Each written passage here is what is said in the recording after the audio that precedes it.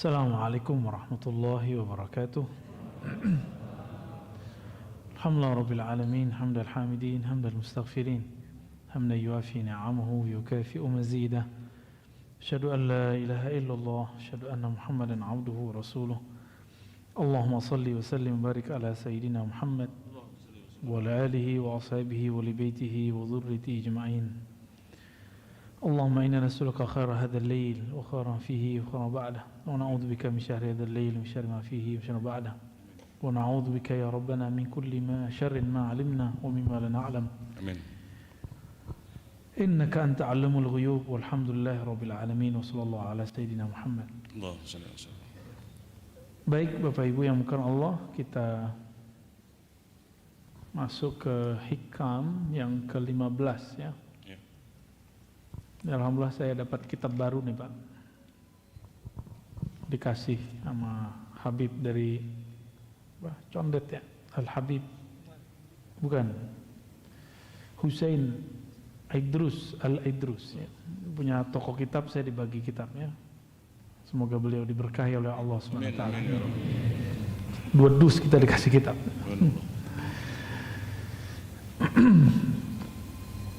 Kita masuk ke hikmah 15, bunyinya mimma yadulluka ala wujudi qahri subhanahu an hajabaka anhu bima laysa biwujudin ma'. Sebelumnya mari kita baca surah Al-Fatihah. Semoga Allah berkahi kita yang hadir, dikirimkan salawatnya kepada Nabi Muhammad SAW dan keberkahan kepada pengarang kitab ini. Al-Fatihah. Bismillahirrahmanirrahim.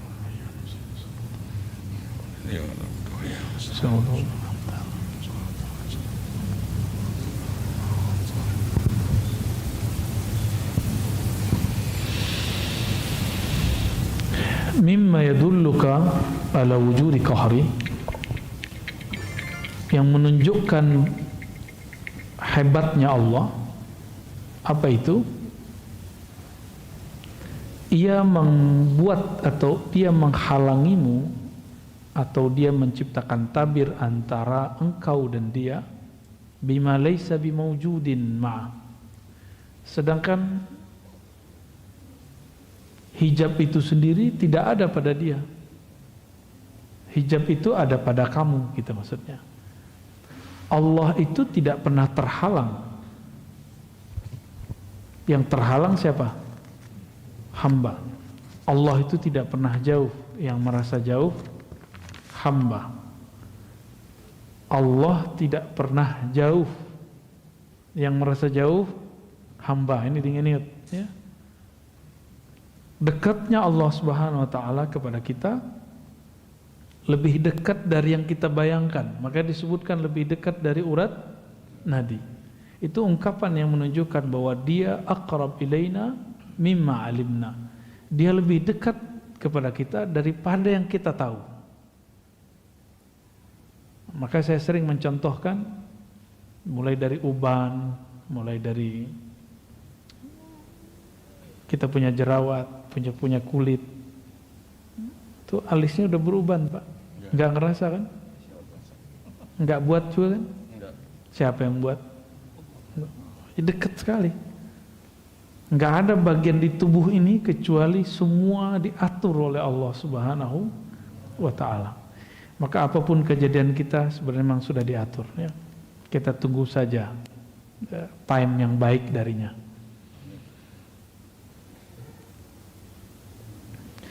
Sebelum Allah menciptakan alam,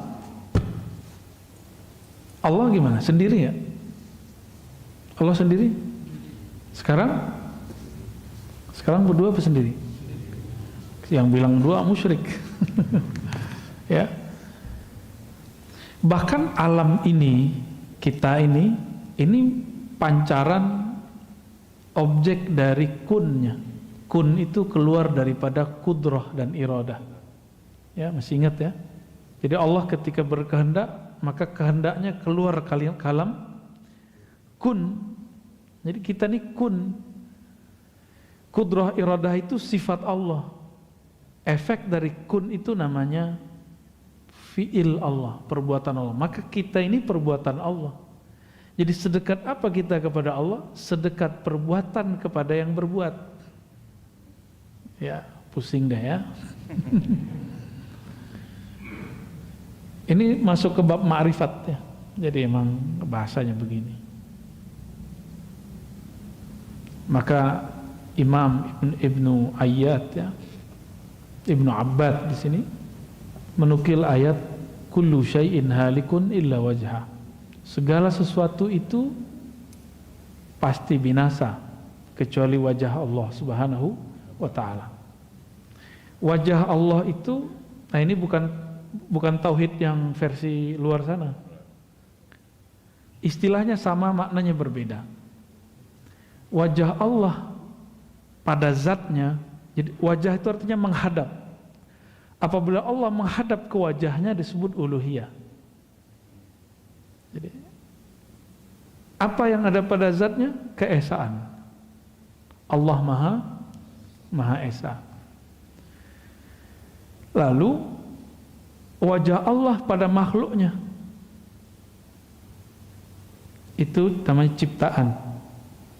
Maka ciptaan ini yang tidak menghadap kepada Allah, dia akan binasa.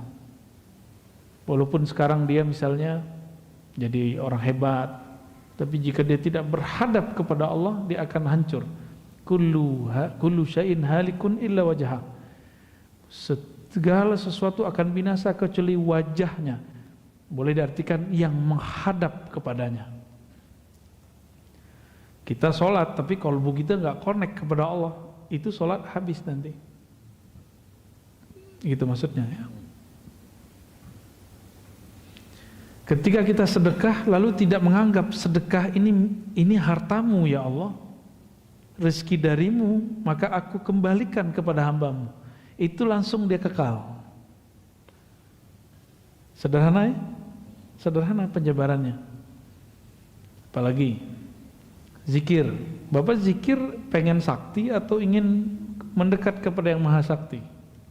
Kalau ingin mendekat langsung dia kekal. Berarti zikirnya dihadapkan kepada wajahnya, wajah rububiyahnya.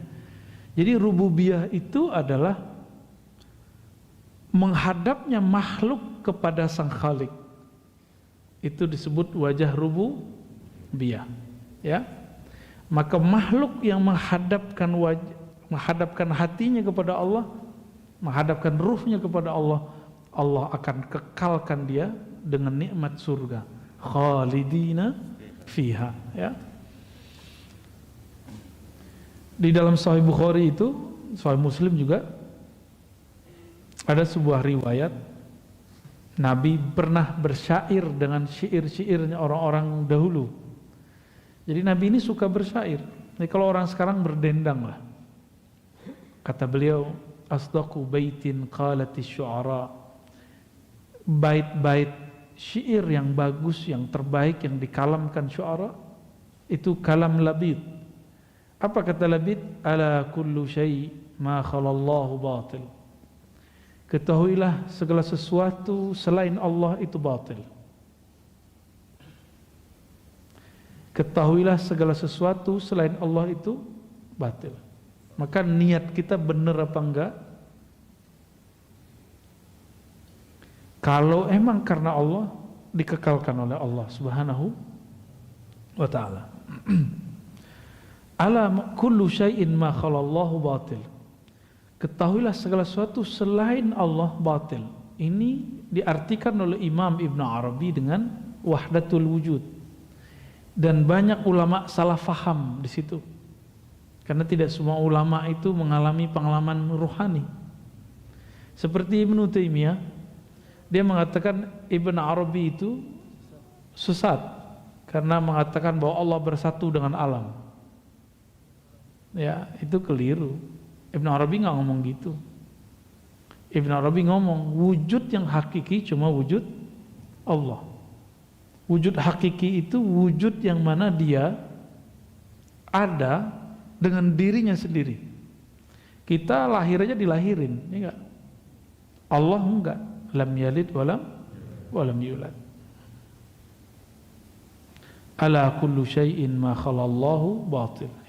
Segala sesuatu selain Allah batil, maka di mana saja, apa saja yang di dalamnya tidak ada nama Allah, dia batil.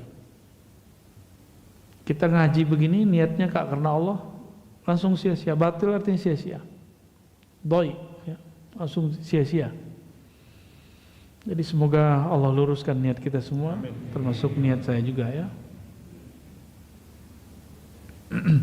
Bapak bangun masjid, kalau karena Allah, di saat bangun Allah bangun di surga, gitu.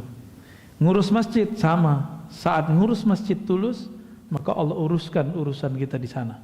Insya Allah. Maka jangan baper ngurus masjid ya.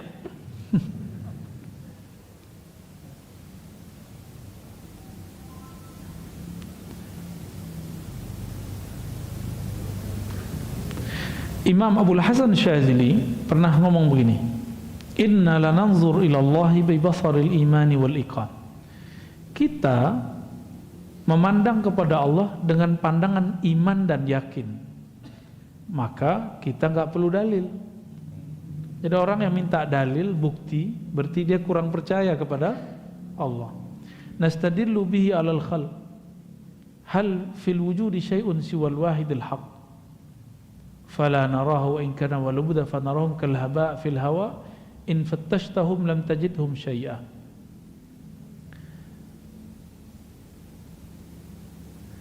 Masa makhluk dijadikan bukti adanya kholik? Ya, ini versi ahli tasawuf.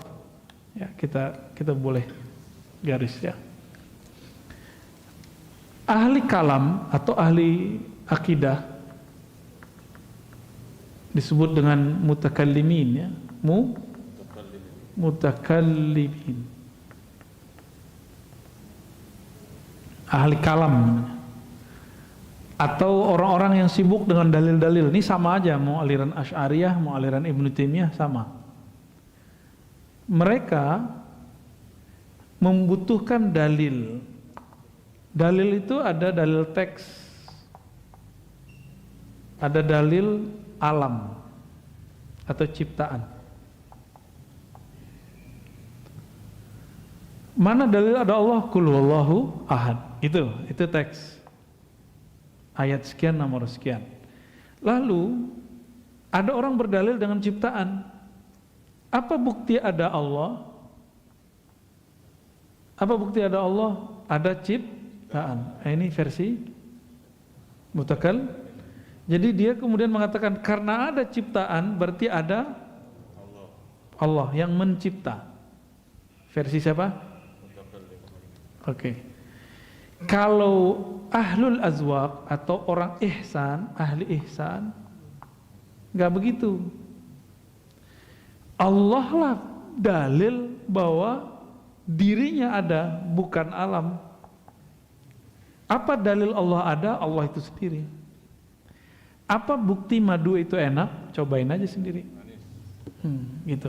Nggak perlu pakai dalil gula, gitu nggak perlu. Apa bukti bahwa air apa? Senangnya apa? Air kelapa. Air kelapa menyegarkan. Coba minum sendiri. Nggak perlu pakai misalnya perbandingan-perbandingan. Nah, orang-orang ini ahli kalam dia butuh analog. Maka dia menganalogkan di sini, buat teori-teori, disebut kias. Buat kias-kias di sini. Dan Allah memang mengajarkannya, membolehkannya. Ya, boleh kita berdalil dengan qiyas. Allah kan nyuruh. Gitu. Law kana fihima apa? Seandainya di dalam pada langit dan bumi itu ada lebih dari satu Tuhan atau ada dua Tuhan, maka dia akan rusak misalnya gitu. Nah, ini bentuk-bentuk silogisme yang Allah buat di Quran. Jadi apa bukti Allah ada? Ya Allah itu sendiri. Nggak perlu pakai. Nah, kita mau misalnya bapak-bapak ini mau ngelamar seseorang, nanya ini orang baik nggak sih? Karena kita nggak dekat sama dia, nggak menyaksikan, kita minta tolong orang bercerita. Berarti kita cari dalil. Kalau udah ketemu orang ini gimana? Nggak perlu nanya orang lagi. Ya, benar nggak?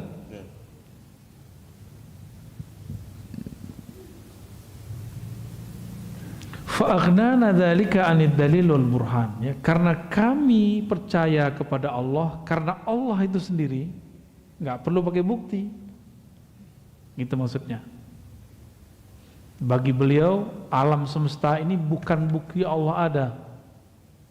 Justru karena Allah adalah alam ini ada. Dibalik. Ya. Bukti punya nyawa, badan bergerak, punya ruh, itu kata orang ahli kalam. Kalau ahli ihsan enggak, kamu hidup itu karena si nyawa itu, karena ruh itu. Itu maksudnya, ya.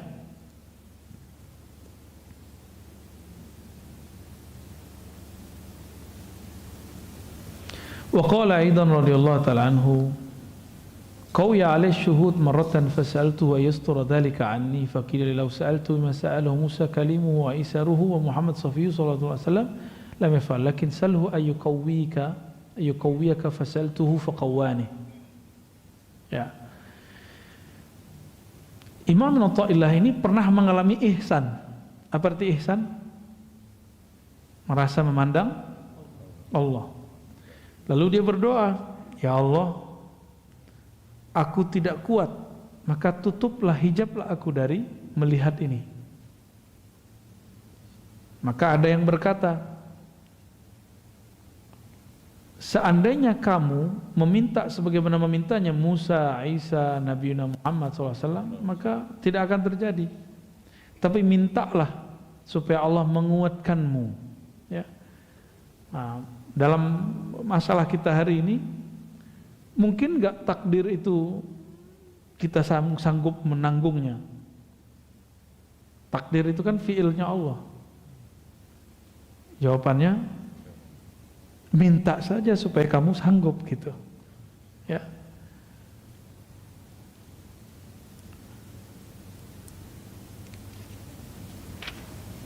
Wah, ini agak panjang habis ini nih, ya. Oleh karena itu, teks kita yang menyebutkan tadi, tanda hebatnya Allah, Allah itu membuat penghalang antara kamu dan dia, kamu dan Allah, dengan sesuatu yang sesuatu itu tidak ada padanya, tapi ada pada kamu. Gitu. Allah butuh matahari nggak? Enggak. Tapi yang kita lihat, ini hijab. Hijab itu bukan berarti kayak penghalang begini, ini penghijab mata. Ada penghijab hati. Karena kita melihat matahari mengeluarkan cahaya. Dari cahaya itulah kemudian tumbuh-tumbuhan hidup, misalnya gitu.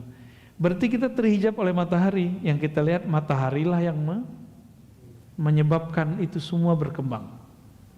Kita minum, kita terhijab oleh air, kita mengira airlah yang menyegarkan. Ini hijab semua. Ya. Jadi dalam bab ilmu ihsan dibalik. Jadi kalau saya minum, seharusnya saya memandang bukan airlah yang menyegarkan, tapi Allah. Nah, itu udah jadi sufi itu, Pak. Ya. Gampang jadi sufi ya? Cobain aja.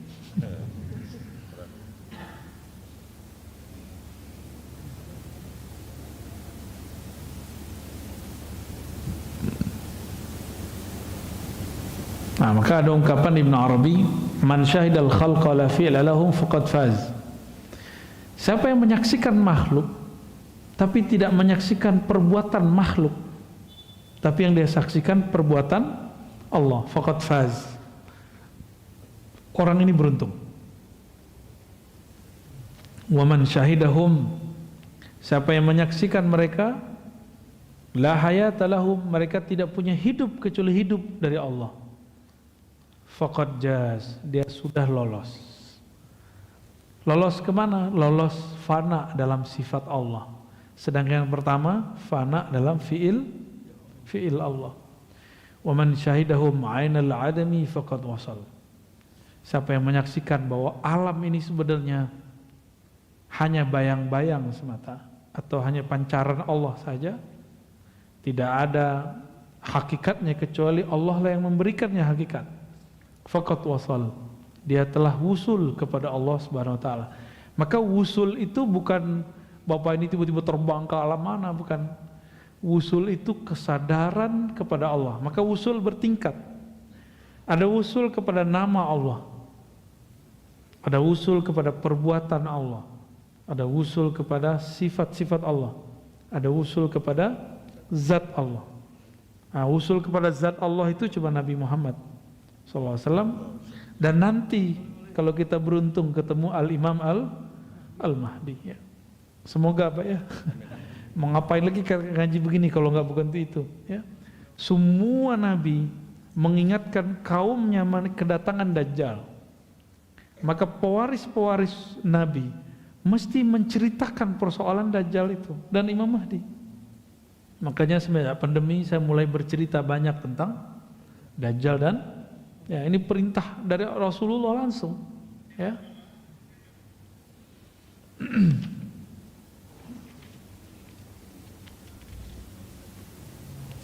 Wah, habis ini panjang Pak. Tapi intinya sama ya. Nah, intinya sama. Sampai 24. Nah, itu kita skip aja ya. Isinya sama. Jadi jangan bayangkan Allah itu terhijab. Yang terhijab siapa? Kita. Karena cara pandang kita. Bapak kalau masih menganggap air yang menyegarkan masih terhijab. Bukan berarti kita nggak perlu minum air. Justru saat meminum air itulah pakaikan adab.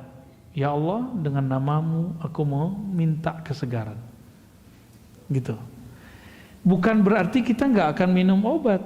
Justru kita berdoa, ya Allah, ini obat kata dokter, Rasul mau memerintahkan aku untuk berobat, maka aku berobat.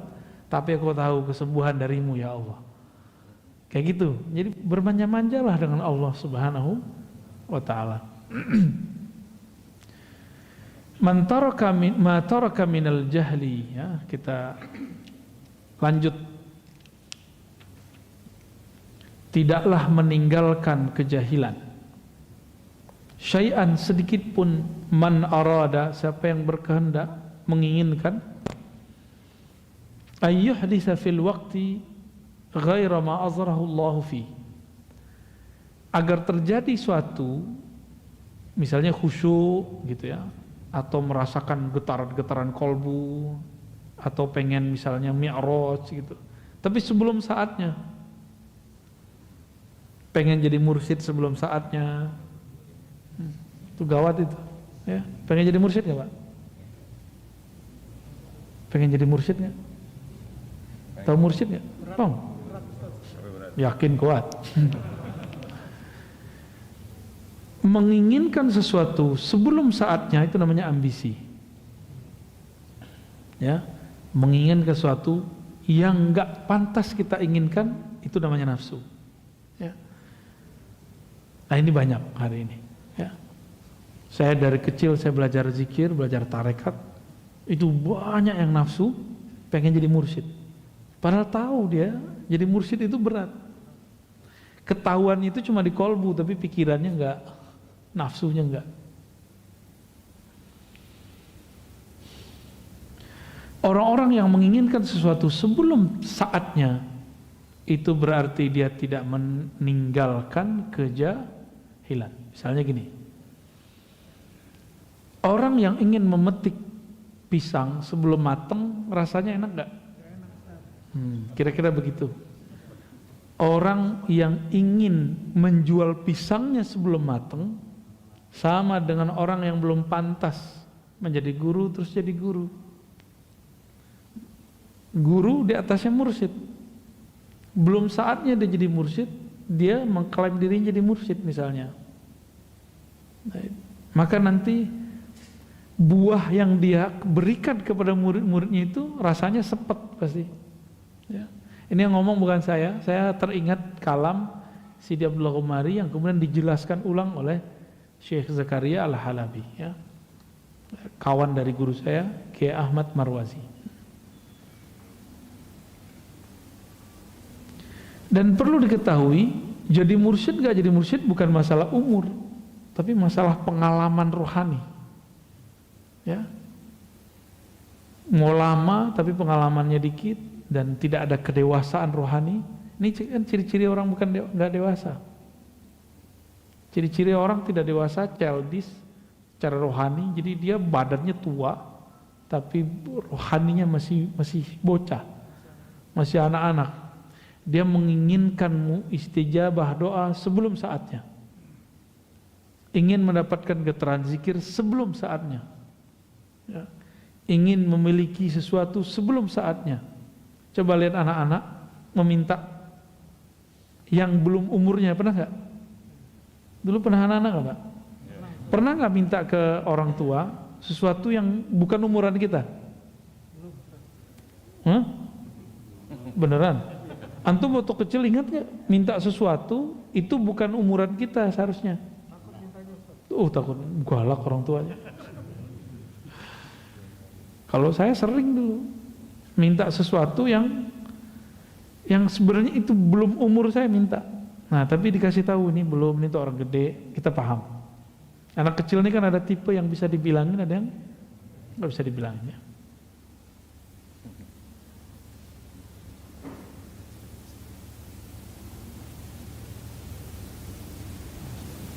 Nah ini banyak hari ini ya, orang-orang nggak sabar, ya, nggak sabar dengan kondisinya.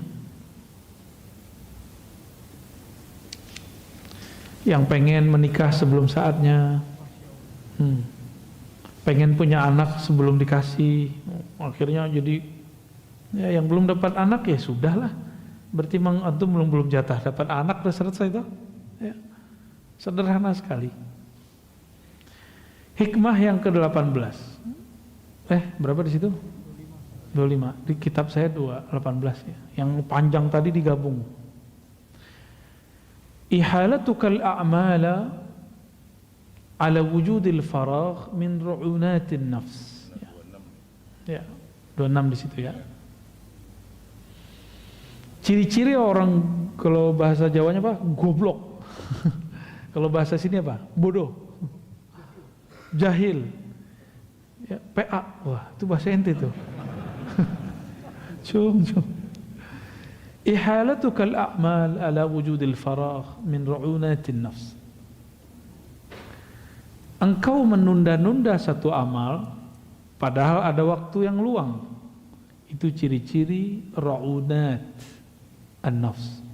Kekacauan, kebodohan, kalau bahasa kasar itu kegoblokan. Ya, an-nafs, jiwa. Tanda, kalau bahasa saya, ini tanda jiwamu labil gitu. Waktu kosong malah dia biarkan. Nanti ketika sibuk berandai-andai. Coba kalau luang, dikasihlah luang WFH. Bener? Tapi sama aja.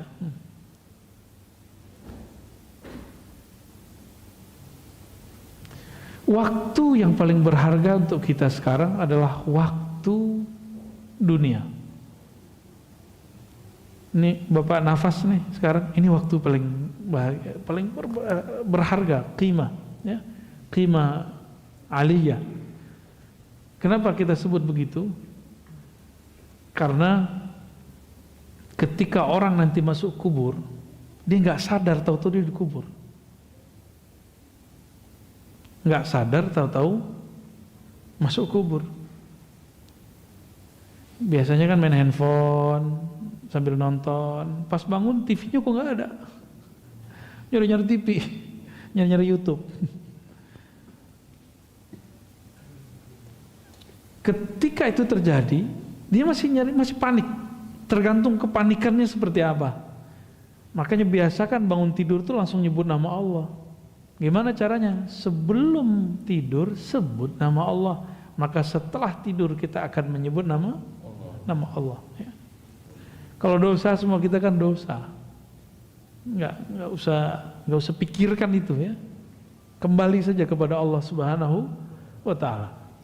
Di saat masuk ke alam kubur itu, di situ dia sadar, ya Allah, farji'na na'mal sholihan.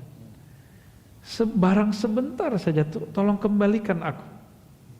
Berarti waktu yang ada sekarang ini yang disebut berharga faragh.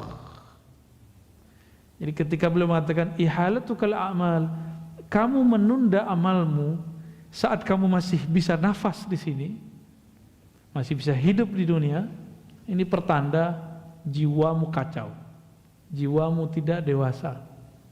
Jadi nggak ada cerita lagi ya, malam nanti sudah harus witir minimal ya, tahajud lah kalau bisa. Kalau ketinggalan kotor, nggak ada cerita lagi, harus mulai kemudian beramal yang banyak. Dan amal yang paling bagus amal kolbu. Amal kolbu ada dua, ngaji dan membuang sesuatu yang buruk dari kolbu. Dua aja amal kolbu. Ini amal paling mahal, ya, yang membuat kita bisa bahagia di dunia kalau kita mentalak dunia.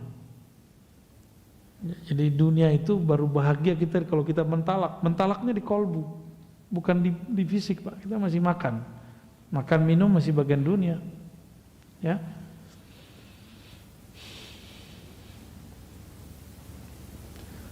Maka orang-orang yang melalaikan masa-masa di dunia ini, itulah orang yang paling kacau jiwanya, ya, paling labil jiwanya.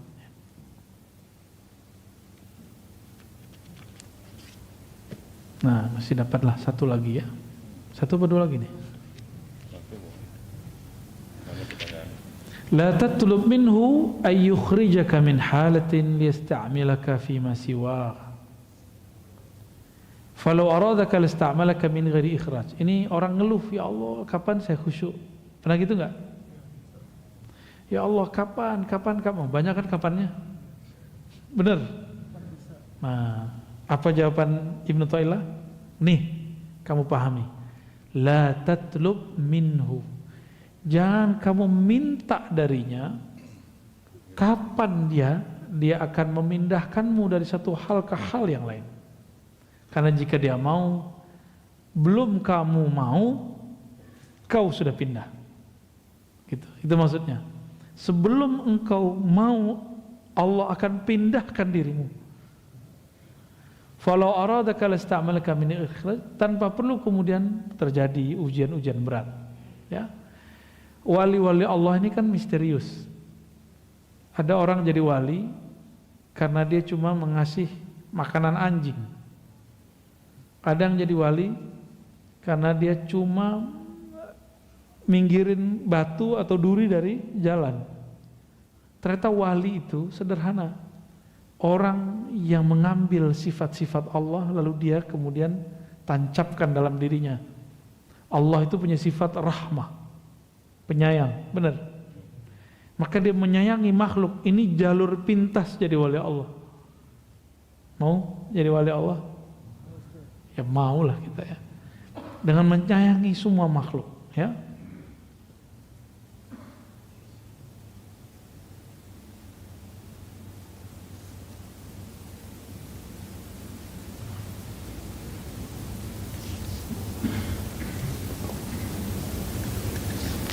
Jadi kalau ada orang pengen zuhud terus dia berhenti kerja, itu bukan zuhud. Ya. Buktinya apa? Antum ketika tidak bekerja kepikiran duit mulu. Itu tanda-tanda zuhudnya nggak benar. Ciri-ciri orang zuhudnya benar, dia udah nggak mikirin duit. Duit datang cari dia. Dia nggak nyari duit, duit nyari dia. Akhirnya tidak ada kemudian gangguan dalam dirinya masalah rezeki. Itu baru zuhud. Ya, gimana? Itu nggak berat kalau pakai hati, tapi kalau pakai ini berat. Jadi kajian hikam itu jadi berat kalau antum pikir-pikirkan. Tapi kalau antum pakai rasa, saya rasain dulu, itu nanti ketemu. Ya. Saya dulu berpikir, kapan saya bisa baca kitab ya? Memikirkan itu bikin stres. Akhirnya Allah takdirkan kita ketemu guru-guru hebat, lalu saya mampu baca kitab berkah mereka tanpa saya kepikiran ini. Jadi nggak mikirin waktu. Nah, kalau orang-orang yang coba kalau saya bisa baca kitab kayak kamu, nah ini namanya ngandai-ngandai. Berandai-andai itu bagian daripada was-was syaitan. Ini hati-hati nih, ya. Dapat banyak Pak, kita dikit-dikit aja. Ma aradat himmatu salik an taqifa indama kushifa laha illa wa nadathu hawatiful haqiqah alladhi tatlub amamak. Tidaklah berkehendak keinginannya salik, himmahnya salik untuk berdiam, tawakuf namanya. Udah jadi bahasa orang Betawi ya, tawakuf pengajian. Tawakupan. Tuh. Ente habis tawakupan ya. Tidaklah seorang salik berkehendak untuk diam tawakuf ketika mengalami suatu kasyaf. Dia puas dengan pengalaman ruhaninya itu, melainkan nanti akan ada sir berkata, yang kamu cari masih jauh di depan, bukan itu yang kau cari gitu. Jadi kalau orang mengalami khusyuk bisa nangis, belum Pak, masih ada lagi di atasnya. Bapak ngerasa sholat nih kayak di hadapan Allah, belum, masih ada lagi makom di atasnya. Apalagi apa yang antum paling ingat-ingat ketika sholat paling enak, bahagia, masih ada lagi di atasnya, ya, gitu maksudnya. Jadi yang kamu cari itu bukan bahagia, tapi sumber bahagia. Yang diperlukan Allah itu dari kamu, bukan Allah nggak memerlukan apa-apa juga ya. Yang Allah kemudian mau ambil dari kamu itu bukan khusyuknya, tapi usaha untuk memperoleh khusyuknya, itu yang Allah ambil ntar. Ya, emang khusyuk gampang ya? Gampang Pak? Enggak susah. Gampang enggak susah sama Pak. Apa maknanya di sini? Dunia kerohanian ini akan selalu ada guidance dari Allah. Ini gurunya kan enggak ngomong nih, tapi di hatinya dia bicara. Hatinya yang bicara. Ini yang disebutkan dalam hadis istafti qalbak. Mintalah fatwa ke dalam kolbumu, ini beliau mengajarkan itu ya. Dalam kitab Khatmul Aulia disebut dengan muhadatsah khidriyah, dialog khidriyah, itu maknanya ya.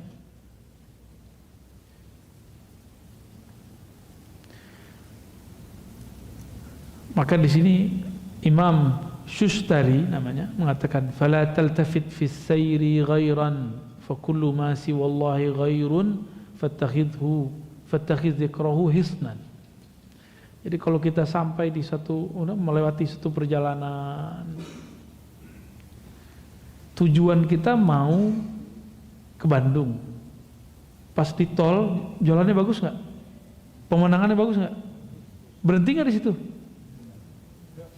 Kalau berhenti di situ berarti kita lupa dengan tujuan. Ya. Nabi mengatakan kun fid dunya ka'abir sabil. Hendaklah kamu berada di dunia seperti orang yang abir. Abir itu yang melewati, sabil jalan, ya anak jalanan. Musafir. Maksudnya apa? Bapak pernah ke luar negeri, pasti sebagian. Kalau ke luar negeri bawa banyak koper gimana?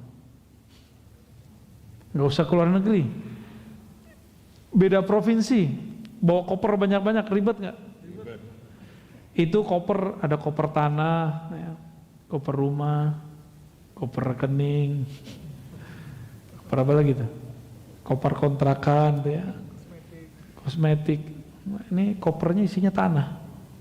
Kita kalau kebanyakan tanah, Bapak itu mau pindah alam, susah bawanya. Karena tanahnya mau dibawa gimana? Berat Pak, rumah tuh. Jadi yang punya tanah tuh wakafin lah, segera kemana kek diwakafin ya. Yang diem tanahnya wakafin ke orang, wakafin ke masjid, ke yayasan, ke pesantren ya, segera Pak.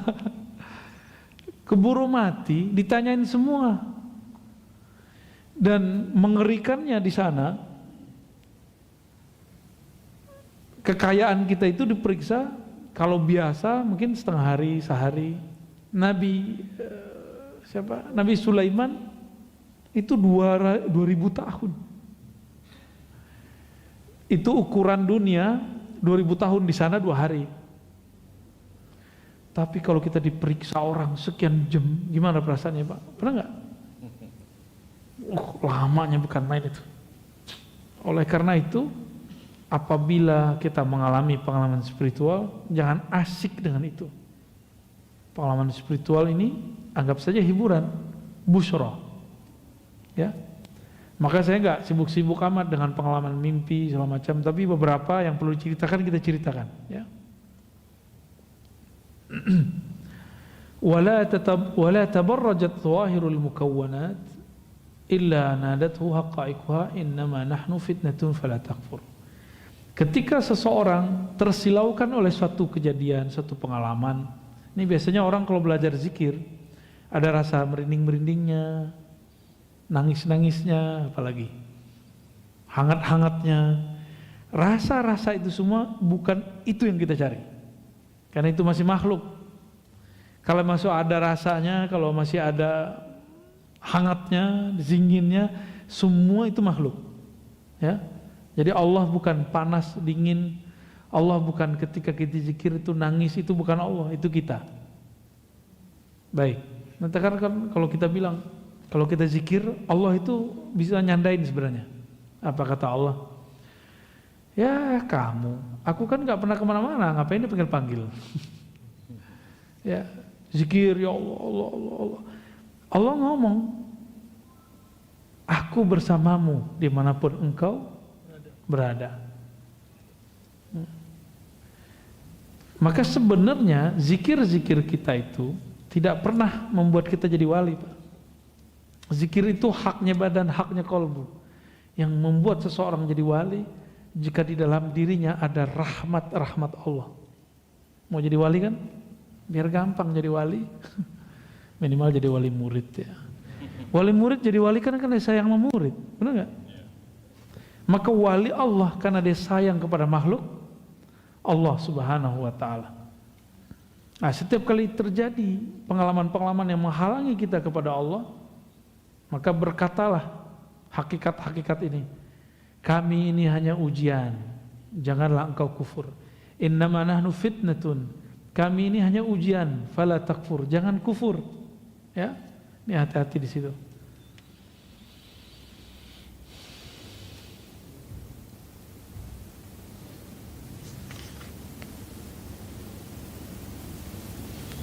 Ya,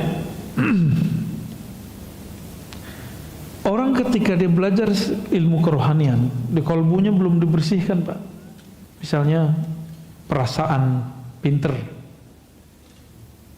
Nah, hati-hati ya. Perasaan merasa suci. Terus antum belajar zikir, ini belum dibenerin. Nanti zikirnya nambah, merasa sok sucinya nambah. Bahaya nggak tuh? Kita belum sembuh dari penyakit sombong. Tambah ilmu, tambah sombong nggak? Tambah sombong. Ya, ini hati-hati di sini.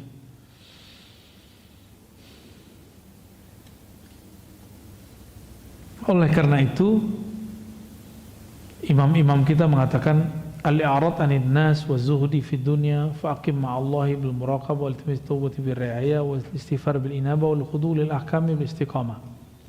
Jadi yang harus kita lakukan adalah menghindar atau berpaling dari dunia, nanti dunia yang ngejar. Nanti Bapak sampai capek sendiri ngumpulin dunianya. Ya. Dunianya ustadz apa? Ceramah ya.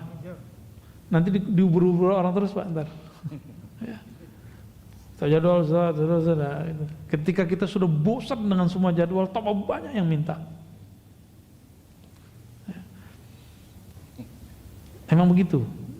Bapak kan kalau udah, kan katanya tua pengen hidup bahagia, masa pensiun, apanya yang pensiun? Ya, katanya nanti kalau anak-anak udah gede bisa jagain kita, yang ada kita jagain anaknya, cucunya. Saya menyarankan nih teman-teman, nih mohon maaf ya, antum tersinggung aja ya. Kalau sayang sama orang tua, jangan susahkan orang tua dengan cucu-cucunya. Sesekali boleh, seneng. Jadi sama orang tua itu ya, buatlah mereka, kasih fasilitas senikmat-nikmatnya, biar orang tua itu nyaman. Ridho orang tua kita jadi wali, Pak. Gampang toh? Tuh, ridho walidain. Ridhonya orang tua itu ridho Allah. Kalau Allah ridho, wali nggak? Ridho Allah fi ridhal walidain, kan gitu ungkapannya. Uwais Al-Qarni jadi wali kenapa? Karena dia banyak wirid? Karena dia berkali-kali umroh? Enggak. Kenapa ini nggak diekspos? Kenapa sebelum pandemi? Kayaknya kalau mau jadi orang bener umroh dulu berkali-kali ya. Yang kaya orang travel ya. Maaf ya orang travel ya. Ini nggak diekspos bahwa Uwais Al-Qarni jadi wali bukan karena dia pergi haji umroh. Justru karena dia nggak jadi pergi umroh dan haji. Kenapa dia menjadi wali? Karena dia merawat ibunya, ya, memuliakan ibunya. Mahar masuk jadi wali itu. Gampang-gampang susah ya? Ya enak nih ngomongin doang. Ntar kalau sudah ketemu orang tuanya bingung. Wah masih ada. Cukup Ustaz? Cukup lah ya, udah dapat banyak ini. Ada titipan pertanyaan Ustaz? Ya. Assalamualaikum warahmatullahi wabarakatuh. Ada pertanyaan Ustaz, meluruskan stigma negatif kepada tasawuf. Ada bilang ini sesat ataupun bid'ah. Mohon penjelasan Buya tentang beda tasawuf, akhlak dan tazkiyatun nafs. Yang kedua, apakah tasawuf harus berthariqah? Yang ketiga, thariqah itu apa? Dan thariqah dalam istilah itu ada suluk, ada baiat, ada talqim. Mohon dijelaskan Ustaz. Terima kasih. Ya. Itu borong itu Pak. 12 SKS itu. Ya. Enggak ada lagi. Udah biarin. Enggak usah pakai. Nah, perhatiin kalau gitu ya. Coba antum melukis di kepala sendiri. Tasawuf itu lingkaran besar. Oke. Tasawuf itu intinya ihsan. Fikih itu intinya Islam. Akidah itu intinya iman. Oke. Tasawuf yang besar itu untuk mendapatkan ihsan, beribadah seakan memandang Allah, merasakan kedekatan Allah, apa yang harus dilakukan? Maka ada namanya proses tazkiyah. Ya. Proses apa namanya? Tazkiyah. Proses tazkiyah ini ada kurikulumnya. Kurikulumnya disebut metode. Metode itu bahasa Arabnya thariqah. Ya, jalan, metode. Maka di situ kalau pertanyaannya apa beda tasawuf dan akhlak?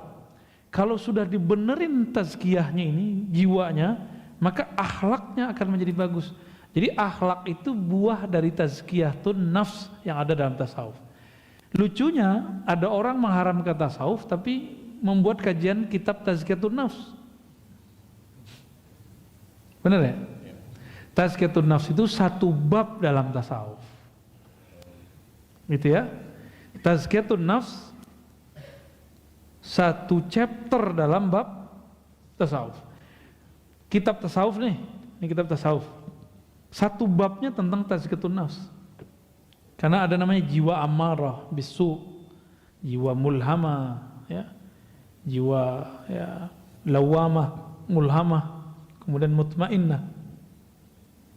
Kalau dia dibersihkan tazkiyah, maka dia akan naik ke makom atasnya, naik ujungnya nanti mutmainnah. Kalau mutmainnah tinggal naik doang. Itulah disebut mi'raj. Jadi isra'nya jiwa dari ammarah bisu kepada mutmainnah.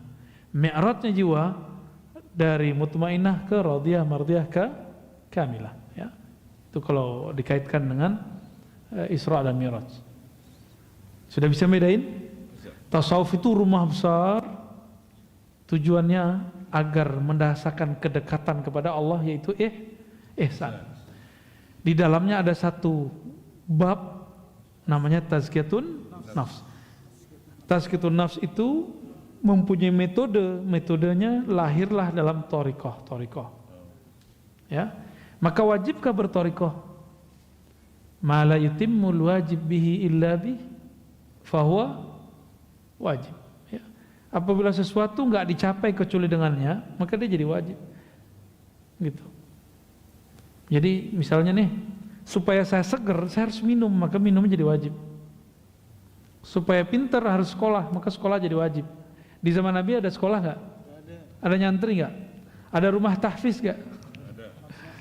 Tapi supaya orang hafal Quran, maka perlu dibuka madrasah, ma'had, rumah tahfiz. Gitu. Ini lucunya orang yang mengharam-haramkan tasawuf. Dia buat bid'ah sendiri. Dia buat metode ini, metode itu, daurah ini, daurah itu, rumah tahfiz ini dan itu. Itu kan metode menghafal cepat, metode hafal begini. Kenapa dalam menghafal boleh ada metode, tapi dalam tazkiyah nggak boleh beda metode?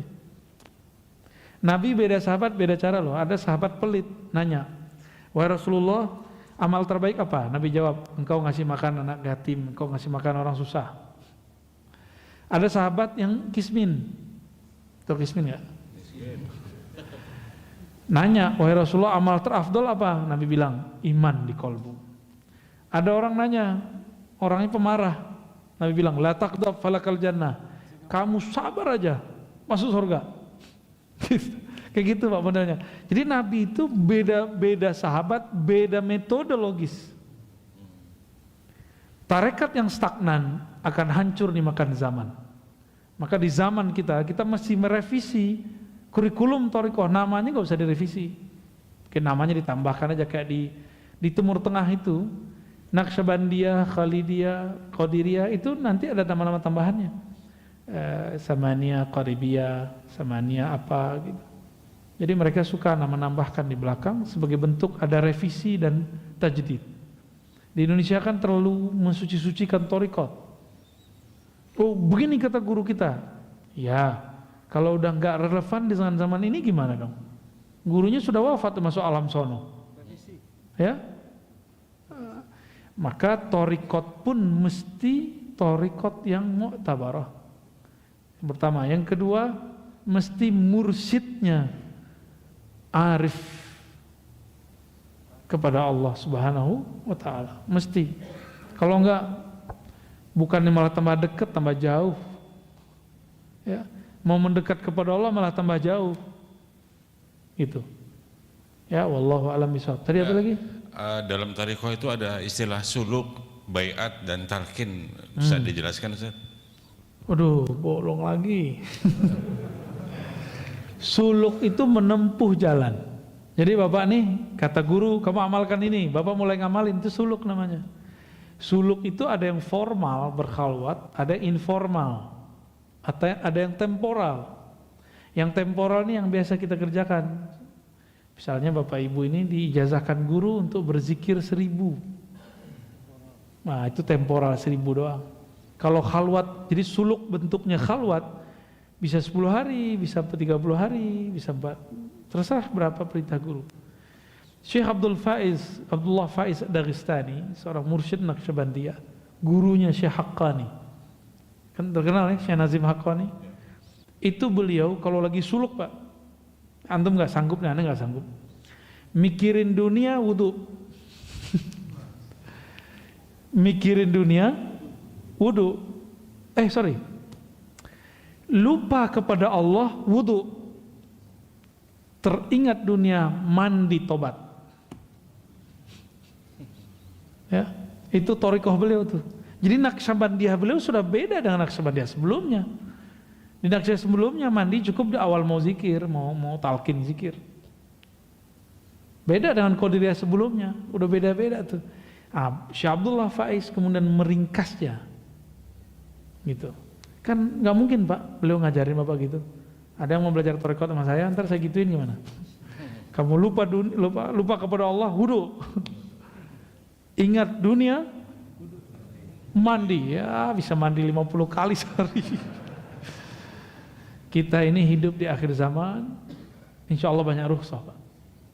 Insya Allah banyak rukhsah. Yang penting tasdik saja kepada wali-wali Allah, ya. Nah, kitab ini kan yang nulis wali Allah, maka kita tasdik kepada isinya. Tasdik itu membenarkannya, ya. Jadi tidak ada lagi pertanyaan tasawuf ada kan di masa Rasul, ya salam. Ya. Malam tadi saya mengkaji dari Alif Lam Mim sampai berapa ayat? 3 ayat ya. Sisi tasawuf dalam surat Al-Baqarah. Setiap ayatnya ada, Pak. Tasawuf itu membahas mulai dari bab niat, taubat sampai kemudian mahabbah ridha. Jadi kalau orang nanya, khusyuk masuk di tengah-tengahnya. Adakah tasawuf di Quran? Banyak. Setiap ayat sabar itu tasawuf. Setiap ayat syukur tasawuf. Setiap ayat ikhlas tasawuf. Setiap ayat-ayat yang menyebutkan amal ruhani, maka itu tasawuf. Gitu ya? Paham ya? Jadi masih mau nanya, ada tasawuf gak di Quran? Ya itu tasawuf. Beres, cukup. Ustaz, ada satu lagi nih, Ustaz. Cukup, ada satu lagi. Pertanyaan, Assalamualaikum, dari Pak Taufik. Dalam menyebarkan dan menyampaikan agama Islam, dahulu Rasulullah telah memberikan dakwah suri tauladan tentang cara-cara berdakwah, menjalankan 3 kaidah berdakwah, hikmah, mauizah hasanah, kemudian mujahadalah billati ihsan. Pertanyaannya, fenomena yang terjadi sekarang, banyak ustadz yang tidak menjalankan kaidah dakwah yang dicontohkan Rasulullah. Kira-kira kenapa dan kenapa bisa terjadi? Yang kedua, hadis Bukhari mengatakan sampaikanlah walau 1 ayat, yang artinya kita semua pun juga dianjurkan untuk bisa berdakwah walau cuma menyampaikan 1 ayat. Yang pertama saya udah lupa. Fenomena yang terjadi sekarang, banyak ustadz yang tidak menjalankan kaidah dakwah. Ya, cukup. Terus yang kedua, Ustaz, hadis Bukhari tadi sampaikan walaupun 1 ayat, dianjurkan untuk bisa berdakwah walaupun cuma menyampaikan 1 ayat. Mohon tips dan ilmunya untuk bekal kita dalam belajar berdakwah walau menyampaikan 1 ayat. Sekarang mah gampang, Pak, ada video dakwah, sebar video aja. Ya, dai-dai yang tidak dididik oleh gurunya, mursyidnya, maka mereka yang mendidiknya syaitan. Ya. Dai-dai yang dididik gurunya kan punya guru terus bersambung ke Rasulullah, pasti ada sifat yang mengalir ke dalam dirinya. Apa itu? Mengajar dengan mauizah hasanah. Orang ini banyak lupa bahwa dakwah itu bil urfi, wa'mur bil urfi. Ajaklah orang dengan urf. Apa arti urf? Sesuatu kebaikan yang sama-sama dipahami oleh dia, itu disebut dengan urf. Itu dia. Maka jika ada orang berdakwah dengan sesuatu yang objek dakwahnya nggak ngerti, maka dia bukan berdakwah dengan benar. Adapun kemudian yang disebut dengan wajadilhum billati hiya ahsan, itu ke ahli kitab, apalagi sesama muslim. Ini kan sesama muslim aja saling membid'ahkan. Ya, termasuk aneh. Enggak, kita udah kurang kok, jauh. Saya semenjak pandemi udah jarang banget kok. Kecuali dipancing-pancing dikit ya. Karena masih ada energi hot di dalamnya. Naik lagi. Kadang sih ya, kadang. Jika di kolbu itu isinya rahmat Allah, maka yang keluar pasti kasih sayang. Tapi jika di kolbunya ada kebencian, berarti selain Allah, maka dakwahnya isinya kebencian. Orang-orang yang ingin mengajak kepada Allah harus tahu dulu jalan kepada Allah, harus mengenal dulu jalan kepada Allah. Bapak mau ngajak saya ke Nikmah, Japos, nggak punya GPS, nggak pernah kesini, ketemu nggak ntar? Enggak. Ya, orang mau mengajak kenal Allah, tapi dia tidak mau menyelami nama dan sifat-sifat Allah, ya salam. Ya, nah ini perlu kita garis bawahi bahwa mudah kok jadi dai yang kolbunya bening itu. Warisi saja sifat Rasulullah sallallahu alaihi wasallam. Yang kedua tadi apa? Satu. Balighu anni walau ayat. Ini hadis sahih, pemahaman orang banyak enggak sahih. Dimanfaatkanlah oleh kawan-kawan kita yang berdakwah sebelum matang. Balighu anni walau ayah bukan berarti ceramah. Ya? Enggak mesti ceramah kok kalau dakwah. Emang Nabi maksudnya dakwah di ceramah di situ? Enggak kan? Kalau untuk ceramah, ngajar kitab, mesti punya kemampuan-kemampuan tambahan. Tapi kalau cuma mau menegur kawan, teman, ya pakai satu ayat boleh, satu dalil boleh. Tapi Bapak duduk di tempat saya ini, terus nanya macam-macam, nggak tahu dalil gimana? Kejadianlah seperti di Bandung, ada ustadz siapa namanya? Ditanya perihal yasinan, nggak bisa jawab, langsung bilang bid'ah aja. Ya. Yang paling lucu dari tahun 80-an, 90-an ini rame mengenai doa anak sampai ke orang tua, selain anak nggak nyampe. Sering dengar nggak dulu? Iya. Itu kan kacau itu. Itu orang ingin menyampaikan satu ayat, itu doang yang dihafal, tapi salah paham karena hanya mengenal satu ayat. Jadi tolong dibedakan ad-da'wah ghair al-fatwa. Fatwa, dakwah itu beda. Jadi kalau antum ini bukan ahli fatwa, nggak pernah belajar fikih, usul fikih, hadis dengan mendalam, cukup berdakwah dengan pengertian memberi motivasi. Jangan bermain di wilayah hukum. Ini baru hijrah 3 bulan lalu, sudah berani membid'ahkan ustadz yang sudah puluhan tahun bersama kitab-kitab yang gundul itu. Aneh Pak sekarang, betul-betul aneh. Baru hijrah kemarin, nggak pernah nyantri, kiai-kiai dibantah. Kalau saya yang dibantah wajar, kan saya anak filsafat katanya. Dia mau cari-cari kesalahan, tapi ya Allah ya.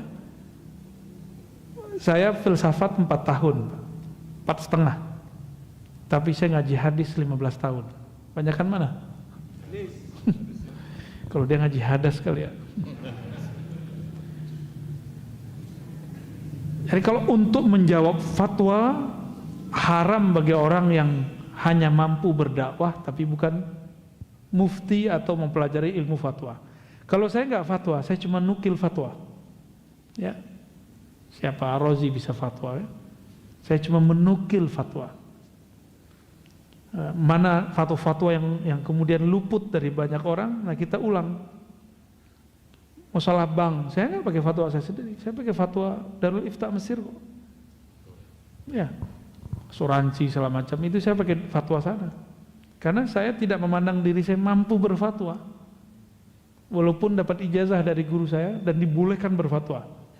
Ya, tapi saya nggak lakukan itu ya, belum saatnya lah, nantilah ya. Kecuali persoalannya tidak ada di zaman dulu, ada di zaman sekarang dan belum ada yang bahas, baru kita cari dalilnya sendiri. Kira-kira begitu ya.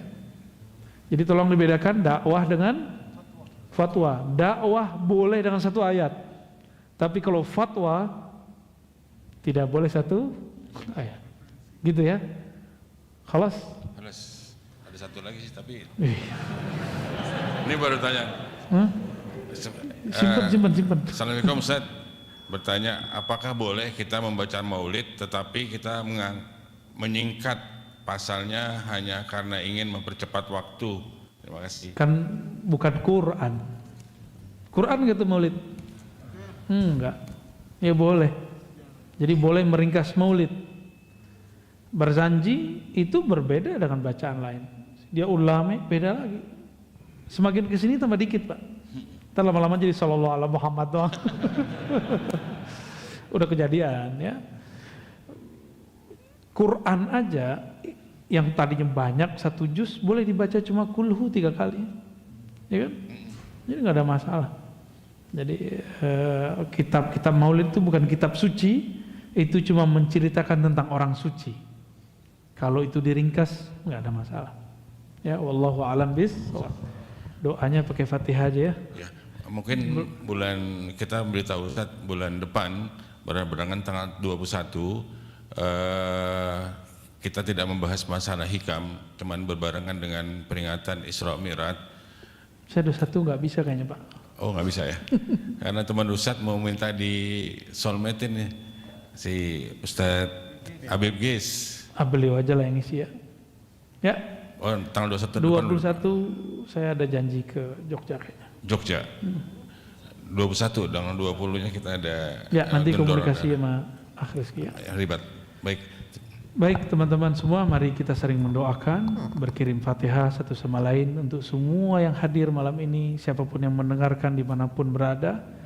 Kita kirimkan untuk semua umat Islam, semua orang-orang yang pernah kita berbuat baik kepadanya, atau orang-orang yang mungkin dulu pernah kita sakiti, kita kirimkan untuk mereka semua. Al-Fatihah.